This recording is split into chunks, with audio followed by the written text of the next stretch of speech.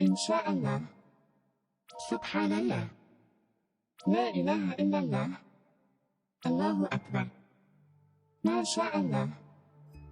Si vous êtes français et que ces expressions musulmanes vous sont familières, ceci est tout à fait normal.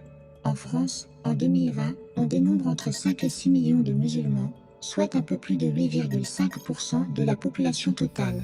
Ce qui fait de l'islam la deuxième plus grande religion de l'Hexagone, après le christianisme. Nous n'expliquerons pas en détail la signification de ces expressions pour l'instant, car nous aurons le temps de le faire dans d'autres vidéos dédiées. Remarquons simplement une particularité syntaxique de ces dernières. Et oui, elles comportent toutes le même mot, ou plutôt le même nom. Celui d'Allah. Allah. C'est le nom qu'attribuent les pratiquants de l'islam à leur Dieu, mais pas seulement. C'est également le terme générique pour dire Dieu en arabe. Un chrétien ou un juif arabophone, lorsqu'il parle de Dieu, emploie le terme Allah lui aussi. En islam, le texte sacré, le Coran, se veut exclusivement écrit en arabe, ce qui affirme la primauté de la langue dans la religion et explique pourquoi, dans la majeure partie des cas, le nom d'Allah est utilisé pour décrire le Dieu des musulmans. Mais d'où vient le nom d'Allah ? D'aucuns proclamant qu'il trouve sa source dans la déformation de l'expression la divinité. D'autres le font dériver du terme l'unique ou encore l'élevé. Encore d'autres prétendent qu'il viendrait d'une transformation du verbe aimer. Comme en français, les mots arabes ont des racines. En fonction de la racine puisée dans le nom Allah, plusieurs interprétations sont possibles. En résumé, l'origine du terme reste assez controversée et pour l'instant, il n'existe pas de consensus unanime. Néanmoins, autorisons-nous une petite folie et osons imaginer un instant que, pour chacune de ces explications, il y ait une part de vérité. Ceci ne serait pas absurde dans l'absolu, puisque la tradition musulmane elle-même attribue de nombreuses caractéristiques à Allah. Elle en dénombre pas moins de 99 en tout. Tous ces attributs servent à démontrer sa qualité d'être ultime au pouvoir absolu sur toute chose. On trouve des noms qui apportent des précisions sur ses qualités, comme l'omniscient, le tout miséricordieux ou le sage, mais également sur ce qu'il est capable de faire. L'audient, celui qui entend toutes choses, le voyant, celui qui voit toutes choses, celui qui abaisse, celui qui élève, et bien d'autres encore. De quoi faire rêver ? En islam, Allah, de par ses 99 attributs, est celui à qui il faut s'en remettre, s'abandonner, se soumettre. Le terme islam provient d'ailleurs du terme soumission. Il faut comprendre soumission à Allah. Même s'il dispose d'un libre arbitre et de la capacité d'obéir ou non à son Dieu, le musulman doit, dans l'idéal, toujours s'en remettre à Allah dans tout ce qu'il entreprend. C'est pour cette raison que les expressions entendues en introduction vous sont peut-être familières. Pour les croyants, s'il y a un attribut à ne pas négliger parmi les 99 existants, c'est celui d'unique, qui caractérise l'unicité divine. Tawhid. Non seulement le croyant doit s'en remettre à Allah, mais il doit bien faire attention à ne s'en remettre qu'à lui. Allah possède certes l'attribut de celui qui pardonne, mais il reste intransigeant sur ce qu'on appelle techniquement l'association. Il est capable de pardonner tous les péchés, à l'exception de l'adoration d'autres dieux, objets ou individus. Par exemple, avoir un gris-gris pour un musulman est un péché grave, car cela reviendrait à nier la toute-puissance de son Dieu sur toute chose, en cherchant refuge dans des intermédiaires impuissants. En islam, il n'y a pas de chance, ni de hasard. Pour bien comprendre ceci, on peut citer le non musulman Albert Einstein qui, à un moment de sa vie, arrive à la même conclusion et prononce « Le hasard, c'est Dieu qui se promène incognito », sous-entendu que le hasard n'existe pas et que toute action est sciemment orchestrée. Par conséquent, en islam, il faut donc faire entièrement confiance à Allah et en ses plans, c'est ce qu'on nomme le Tawakkul. Allah est unique et le seul digne de louange. C'est une des revendications les plus fortes de l'islam. C'est d'ailleurs pour cela que l'islam est tant combattu dans des pays où les hommes cherchent à s'ériger eux-mêmes en Dieu et à en obtenir ses attributs. Mais il s'agit là encore du sujet d'une vidéo qui viendra bien plus tard, soyez patients. Par ailleurs, on peut noter que lorsqu'un non-croyant se convertit à l'islam, il prononce ce qu'on appelle Ash-Shahada. qui est une sorte d'attestation ou de témoignage de sa foi. J'atteste qu'il n'y a pas de divinité en dehors de Dieu, et j'atteste que Muhammad est le messager de Dieu. On comprend que la condition sine qua non pour entrer dans l'islam est l'adoration du Dieu unique. Nous allons à présent expliquer brièvement la seconde partie de la Shahada, à savoir, et j'atteste que Mohammed est le messager de Dieu. Qui est donc ce Mohammed ? Revenons un petit peu aux bases. L'islam est une religion dans laquelle la place des prophètes Nabi et ou messagers Rasoul est très importante. Il s'agit d'hommes à qui Allah a choisi de divulguer sa parole divine. Dans la plupart des cas, Allah, par ses messagers et prophètes, tente d'avertir les hommes sur les dangers de leurs pratiques païennes en les ramenant aux fondamentaux et en leur prescrivant des rappels sur ce qu'il est bon de faire ou de ne pas faire. Il faut noter que les prophètes, lorsqu'ils se sont adressés à leur communauté, n'ont pas toujours été écoutés, déchaînant alors la colère d'Allah sur ces dernières. Plusieurs des prophètes de l'islam sont des personnages connus des juifs et chrétiens, soit en tant que patriarches, comme Ibrahim, ou Abraham, soit, de la même manière que les musulmans, en tant que prophètes, comme Isa, ou Jésus. La distinction entre les termes de messager et de prophète est trouble, mais dans les deux cas, il s'agit d'un envoyé d'Allah. Mohammed possède les deux caractéristiques à la fois, il est prophète et messager. Il a reçu une révélation de la part de l'ange Jibril, pour la première fois, le soir de la nuit du destin, Laylatul Qadri, bien connu des musulmans aujourd'hui. Cette révélation a continué de manière épisodique durant 23 ans, jusqu'à sa mort. Elle avertit entre autres que Mohammed est le sceau des prophètes, c'est-à-dire le dernier des envoyés d'Allah. Son message se veut donc clair, infalsifiable et la retranscription même de la parole d'Allah. L'intégralité de la révélation qu'il a reçue ne sera compilée officiellement que plusieurs années après sa mort, dans un livre que l'on nomme le Coran. Al-Qur'an, Le Coran est découpé en sourates, Suratu, qui sont l'équivalent des chapitres. Le livre sacré possède 114 sourates au total. Chaque sourate est titrée, mais leur titre ne fait pas partie de la révélation. Il s'agit plutôt d'un moyen utilisé pour les identifier. Les sourates contiennent un certain nombre de versets, Ayat, qui sont des découpages de ces dernières. On en dénombre plus de 6000.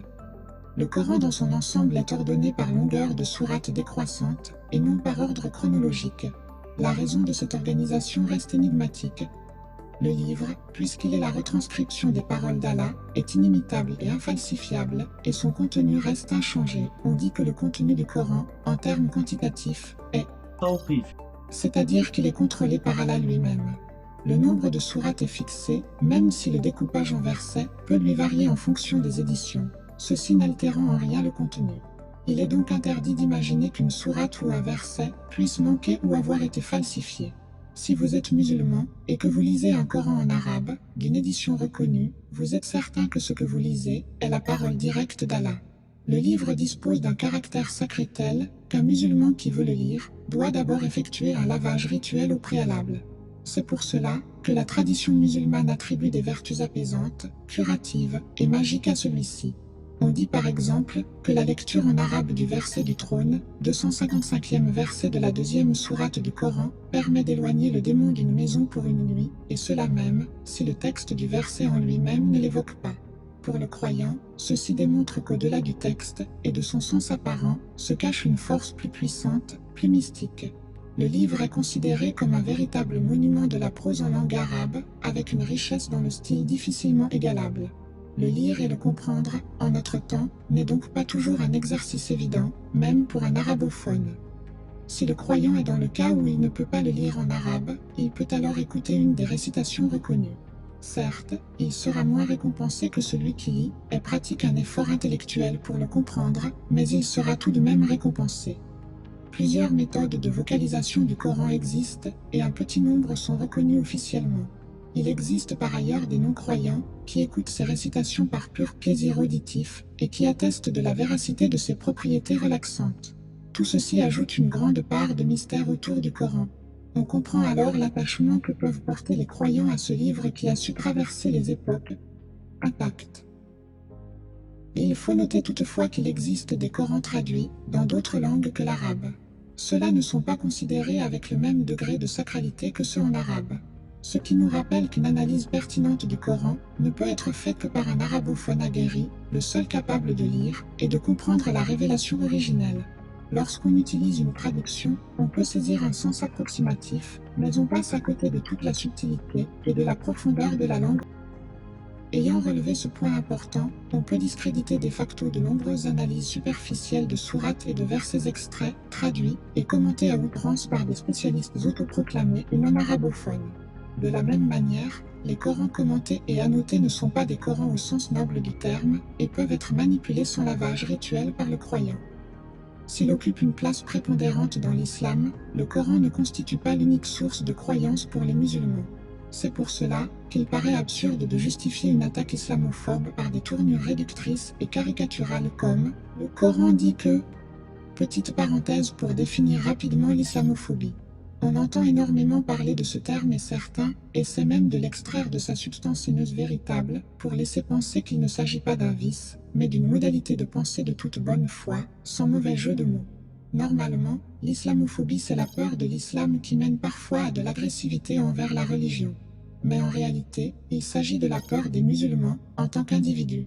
C'est une forme de racisme déguisé qui dans son ensemble s'attache plus à combattre les croyants en tant que tels plutôt que ce en quoi ils croient. Cette définition sera détaillée lors d'une de nos prochaines rencontres. La parenthèse est fermée et nous pouvons revenir à nos moutons. Nous disions que les musulmans ne s'attachent pas uniquement au Coran. En effet, un grand nombre de musulmans s'appuient également sur les hadiths, en arabe أحاديث qui sont grossièrement les paroles et actes attribués aux sceaux des prophètes et qui nous sont parvenus grâce à des chaînes de transmission appelées. إسناد. Le Coran invitant vivement à suivre l'exemple du prophète, la connaissance des hadiths est donc précieuse et capitale pour les musulmans. On peut comparer le Coran à un plat et les hadiths à des épices. Certes, on peut manger un plat non assaisonné, on en retire tous les bienfaits et nutriments nécessaires. Mais c'est uniquement lorsque les épices seront ajoutées que les véritables saveurs seront révélées. La connaissance de certains hadiths permet donc d'éclaircir, de nuancer, d'apporter des précisions sur des passages du Coran. La rencontre du Coran avec les hadiths forme la tradition musulmane, décrite en langue arabe par le terme de sunna. سنة. En plus de cette sunna, c'est un nombre incalculable de récits exégétiques, comme les livres de tafsir تفسير. et de sciences à la méthodologie poussée, comme مصطلح الحديث. qui gravitent autour de l'islam et qui permettent aux croyants de nourrir sa foi. Mais d'ailleurs, de quoi est composée cette foi? Des savants musulmans, que l'on nomme les oulémas, علماء. ont réfléchi à ce sujet en s'appuyant sur des éléments de la sunna. Il en résulte que la foi islamique إيمان. peut se décomposer en 6 grands piliers qui sont les suivants. Croire en Allah et en son unicité, comme nous l'avons déjà vu. Croire aux anges. ملائكة. Nous avons évoqué Djibril, qui a révélé la parole divine au prophète Mohammed, mais il en existe des milliers d'autres. On sait notamment que chaque homme est accompagné d'au minimum 2 anges, un à chacun de ses côtés. Croire en l'existence des prophètes. Croire en l'existence du Coran, de l'Évangile et de la Torah, et oui, les musulmans doivent croire en ce qu'Allah a fait descendre sa parole divine à travers d'autres livres sacrés avant le Coran. Cependant, leurs contenus ont été falsifiés de la main de l'homme par la suite. Croire en l'existence du jugement dernier qui séparera l'humanité en 2 groupes, celui du paradis et celui de l'enfer. Croire en l'existence du destin et en la prédestination du bien et du mal. Un musulman digne de ce nom se doit de croire impérativement en ces axiomes. Pour lui, le bien et le mal sont des notions très importantes. Ce qui est bien est licite حلال. et ce qui est mal est illicite. حرام. On dit que l'islam est une religion à valeur forte, car elle pousse les croyants à se respecter et sortir des chemins tortueux pour devenir plus vertueux. Par exemple, le fait de crier sur quelqu'un, de médire à son sujet ou tout simplement d'avoir une mentalité défaitiste ou fataliste est fortement déconseillé voire interdit. De la même manière, perdre du temps précieux à rentrer dans le jeu de celui qui insulte est condamné. C'est pour cela que les réponses à grande échelle de la communauté musulmane contre les attaques islamophobes répétées se font proportionnellement rares.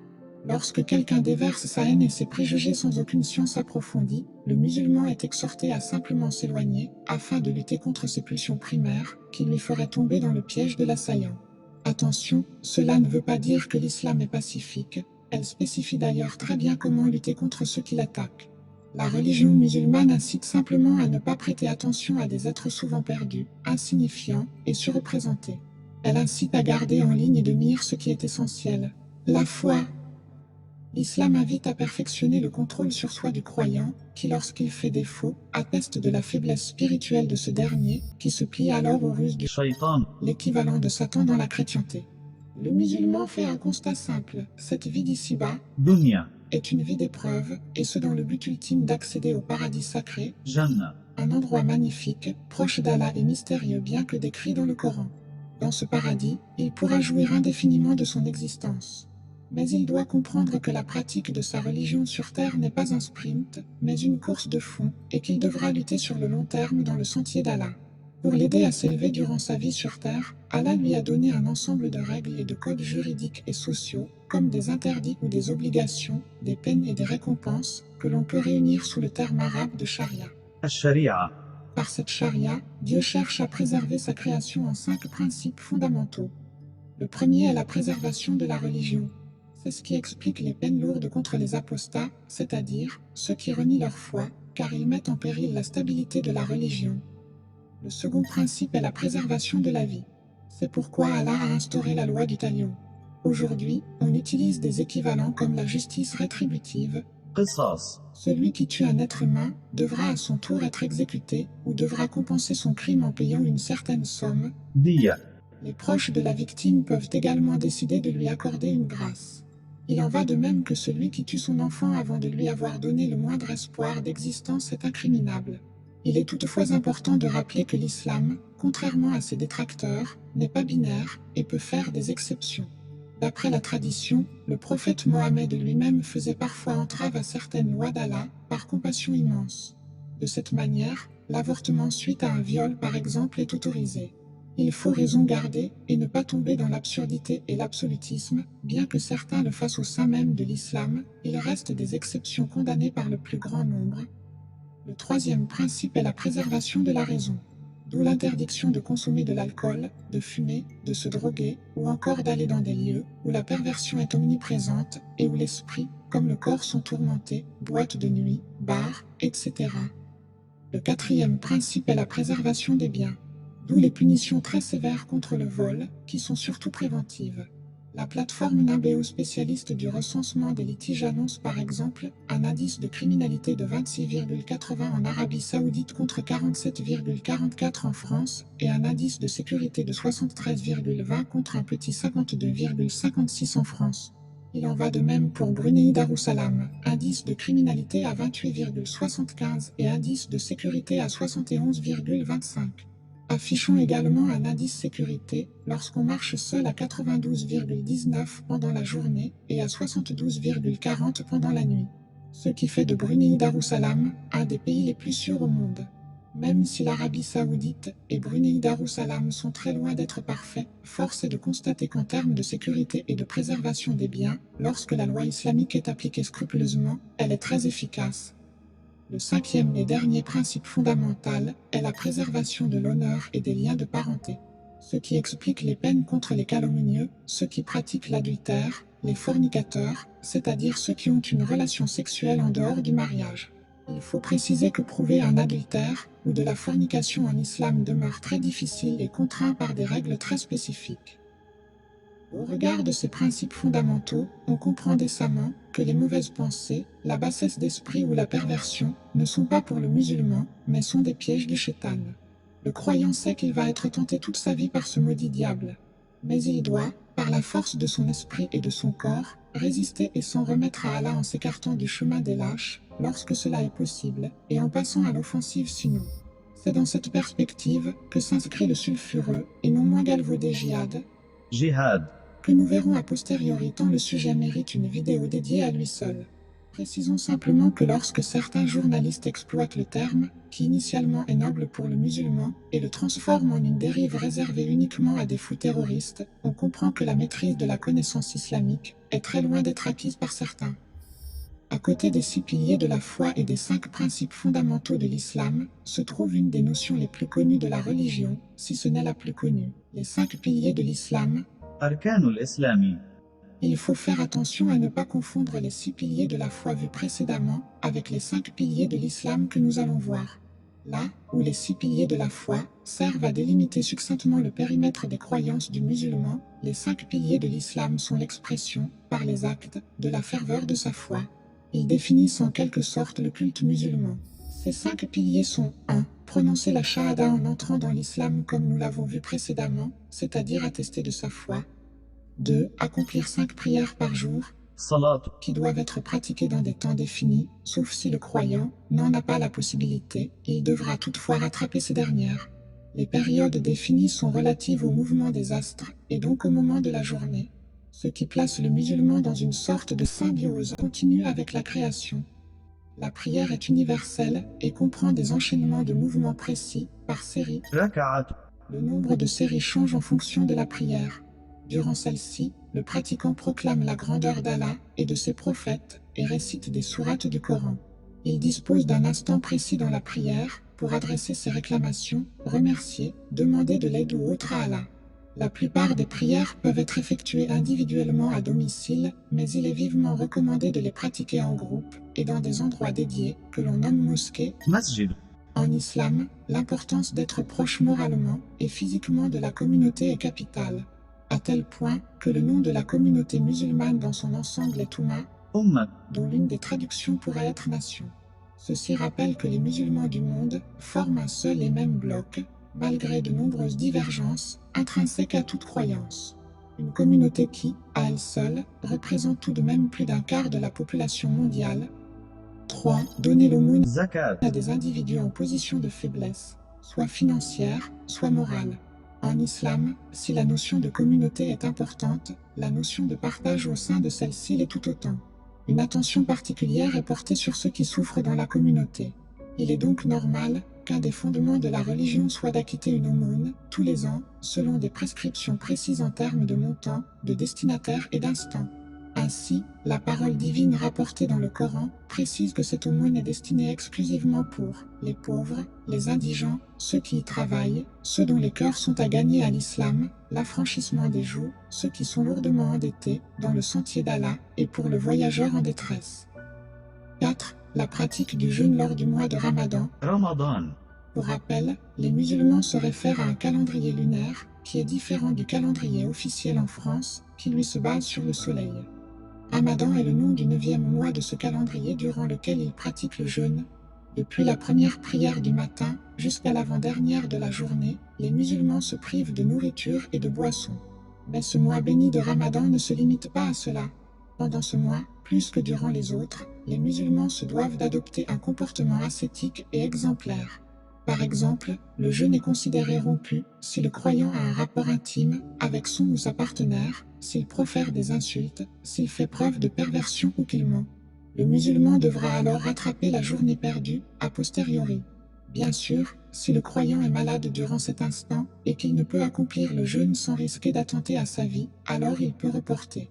De la même façon que la femme enceinte qui craint pour la santé de son enfant peut reporter.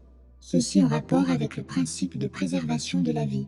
Par ailleurs, durant le Ramadan, le musulman est vivement invité à fortifier son adoration envers Allah à travers des prières surérogatoires, la lecture intensive du Coran et l'apprentissage de sa religion, ou encore par l'accomplissement d'actions bienveillantes.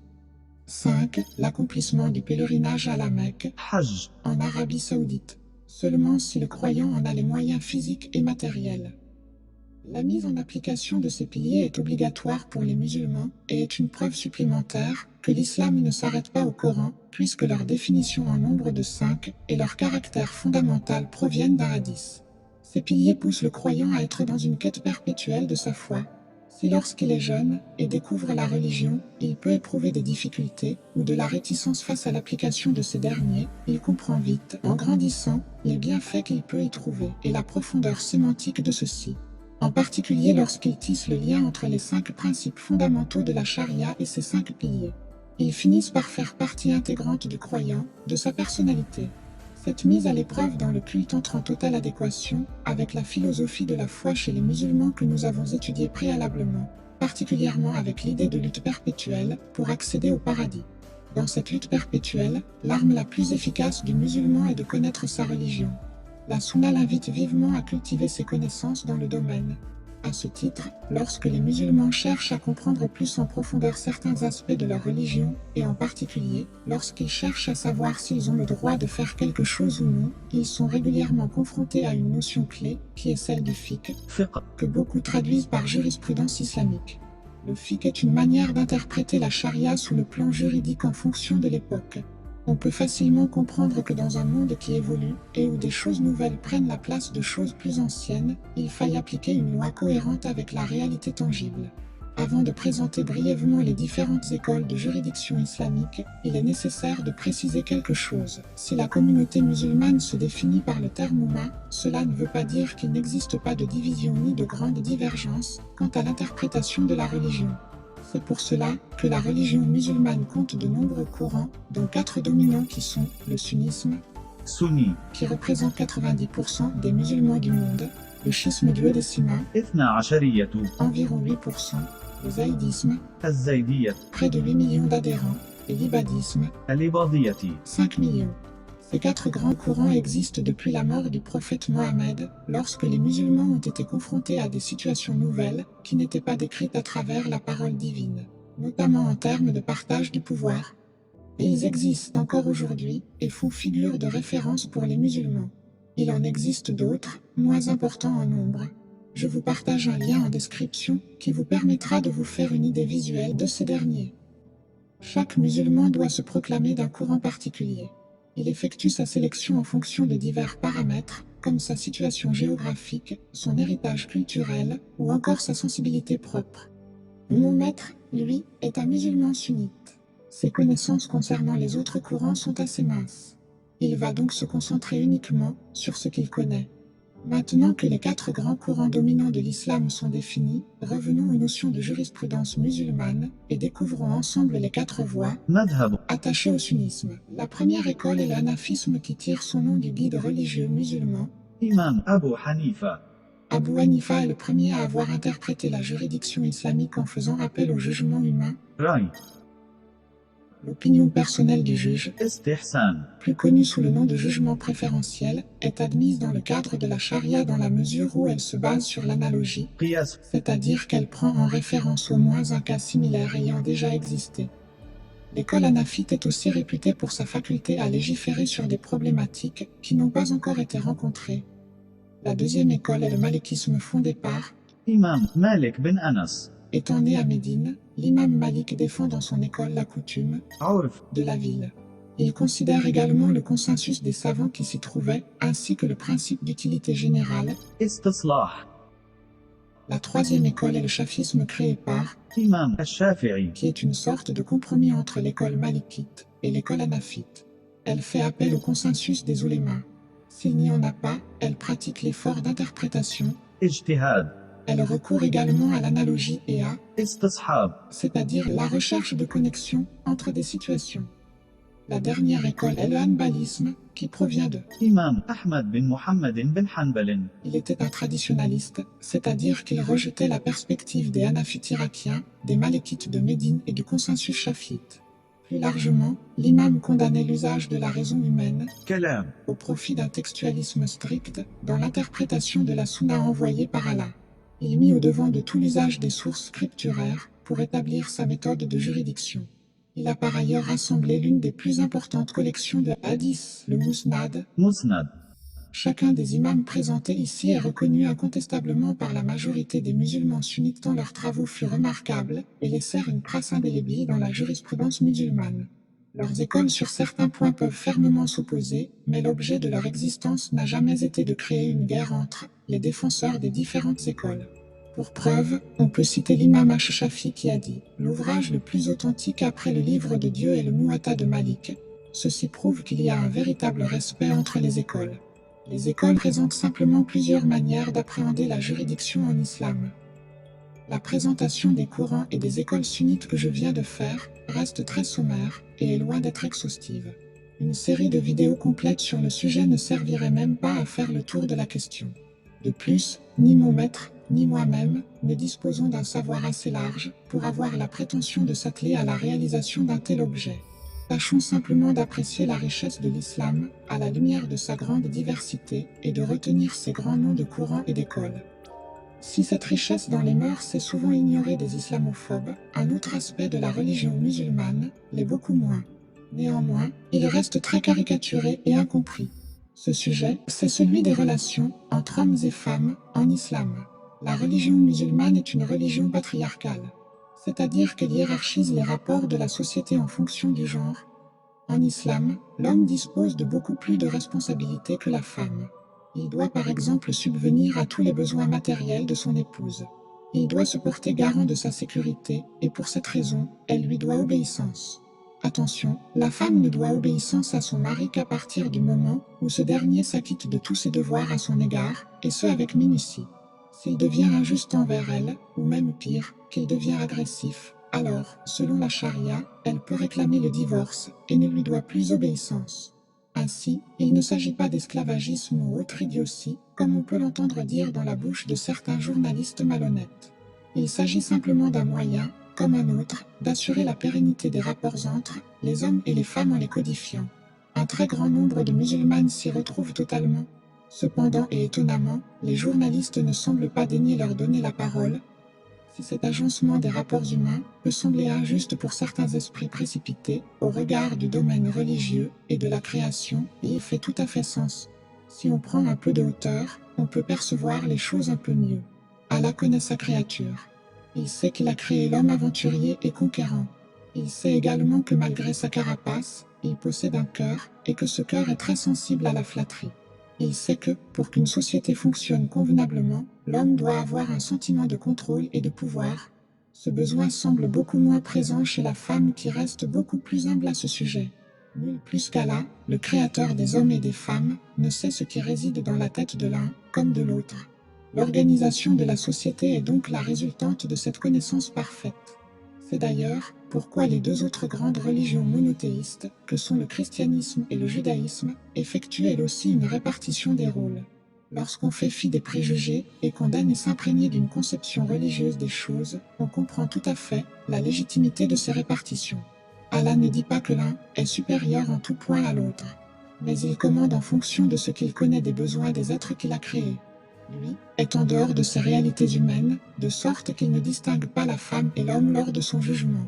Il dit par exemple les musulmans et musulmanes, croyants et croyantes, obéissants et obéissantes, loyaux et loyales, endurants et endurantes, donneurs et donneuses d'aumônes, jeûnants et jeûnantes, gardiens de leur chasteté et gardiennes, invocateurs souvent d'Allah et invocatrices. Allah a préparé pour eux un pardon et une énorme récompense.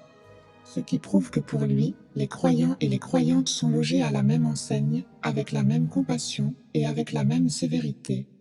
La distinction s'opère uniquement au niveau humain.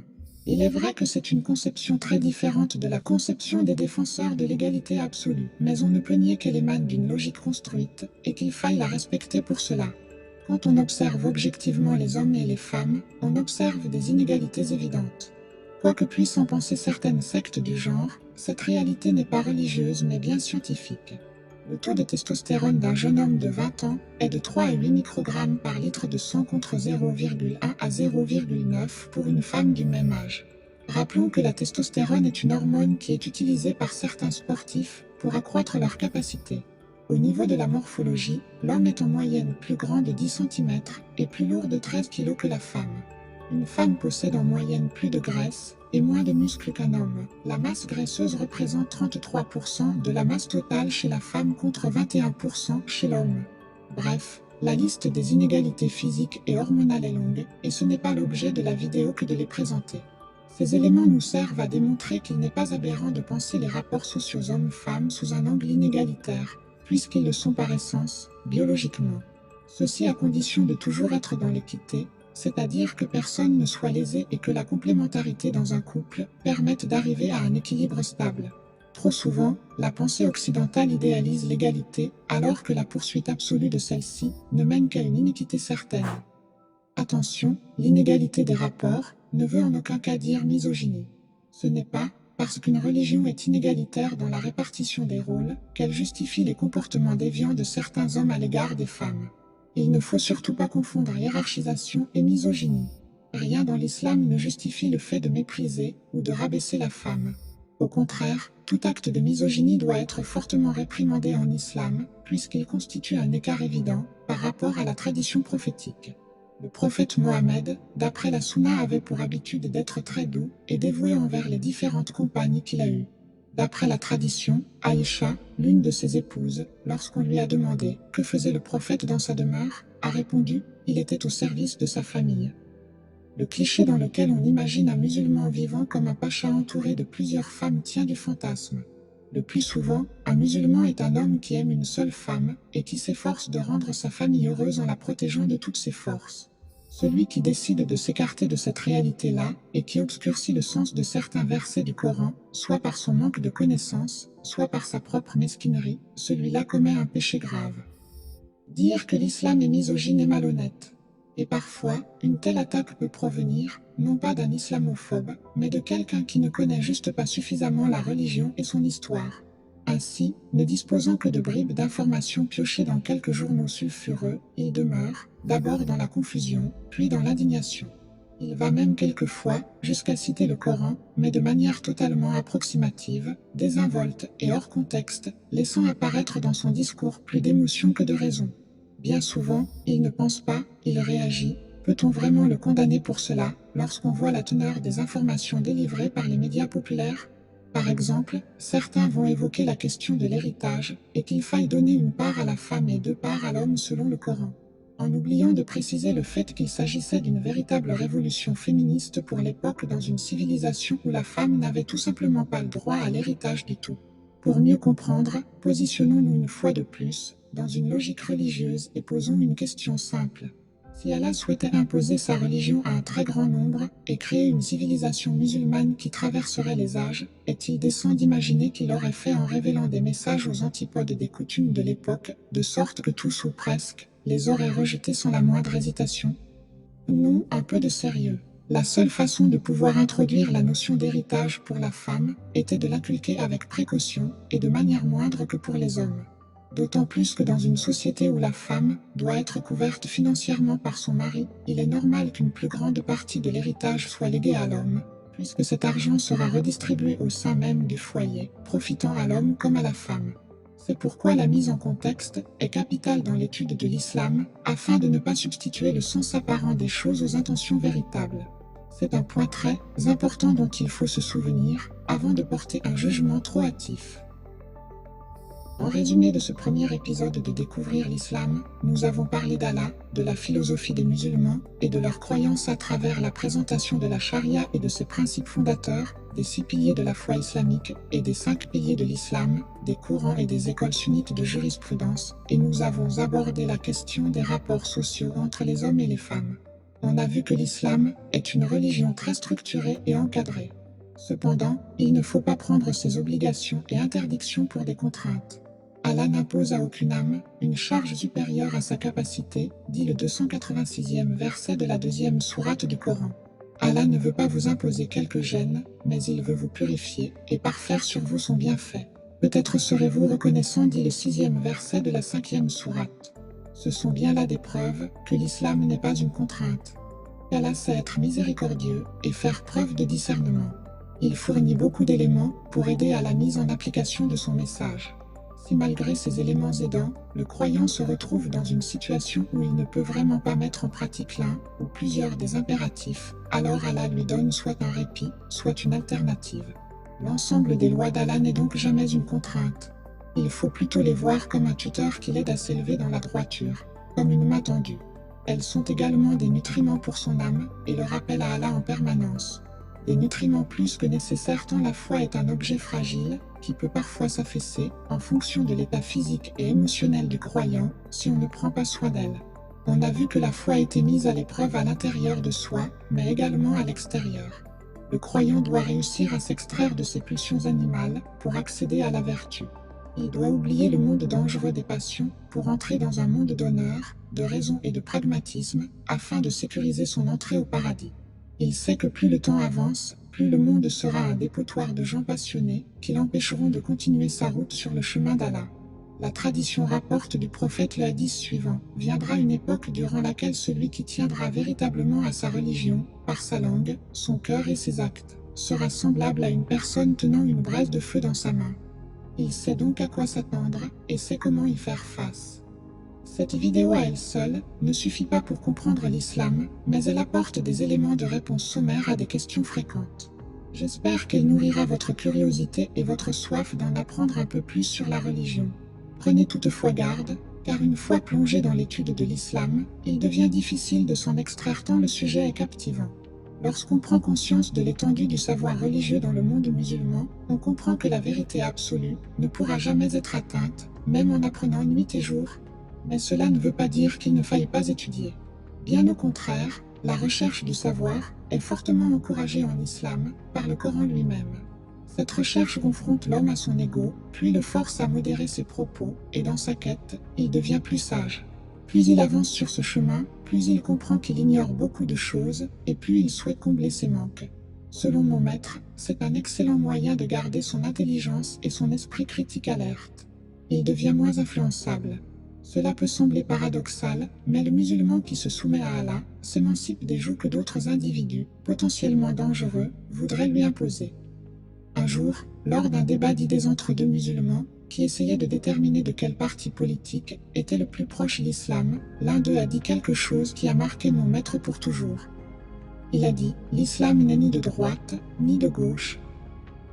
L'islam est d'en haut. » Je vous laisse méditer sur ces sages paroles. Nous nous reverrons plus tard. Inch'Allah.